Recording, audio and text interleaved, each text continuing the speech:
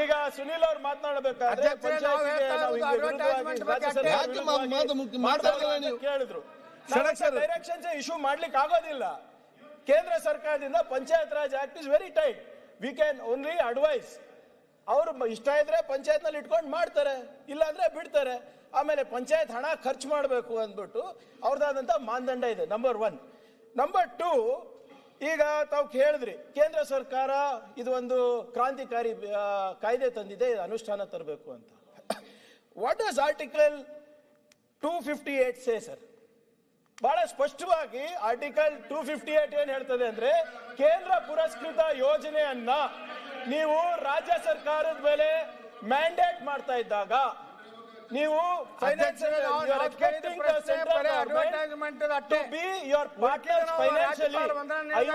ಇರ್ಬೋದು, 60-40 ಇರ್ಬೋದು, ನೀವು ರಾಜ್ಯ ಸರ್ಕಾರ ಮಾಡಬೇಕು. ಅಕಸ್ಮಾತ್ ರಾಜ್ಯ ಸರ್ಕಾರ ಅದನ್ನ ತಿರಸ್ಕಾರ ಚೀಫ್ ಜಸ್ಟಿಸ್ ಆಫ್ ಇಂಡಿಯಾ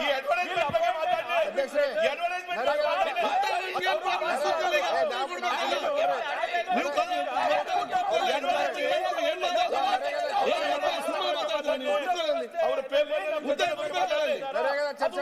ಅಲ್ವಾ, ಅವರು ಪೇಪರ್ ಕೊಟ್ಟ speaks on the financial commission formation.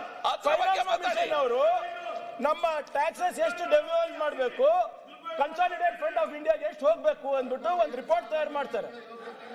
ಆ ರಿಪೋರ್ಟ್ ಅವರು ಬಂದು ಇಲ್ಲಿ ನಮ್ಗೆ ಕೇಂದ್ರ ಸರ್ಕಾರ ಜೊತೆ ಮಾತನಾಡಬೇಕಾದ್ರೆ ನಮ್ಮ ತೆರಿಗೆ ರಾಜ್ಯ ಸರ್ಕಾರದಿಂದ ಎಷ್ಟು ಬರ್ತಾ ಇದೆ, ಲೋಕಲ್ ಬಾಡೀಸ್ ಇಂದ ಎಷ್ಟು ಬರ್ತಾ ಇದೆ, ಪಂಚಾಯತ್ ಇಂದ ಎಷ್ಟು ಬರ್ತಾ ಇದೆ, ಅವೆಲ್ಲಾನು ಲೆಕ್ಕ ಹಾಕಿ CFI ಗೆ ಕೊಟ್ಟು ಅಲ್ಲಿಂದ ಡಿವಲ್ಯೂಷನ್ ಆಗುತ್ತೆ.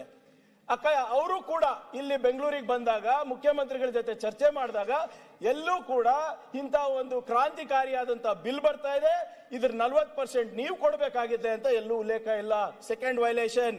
Third violation article 21 directive principles. ಈ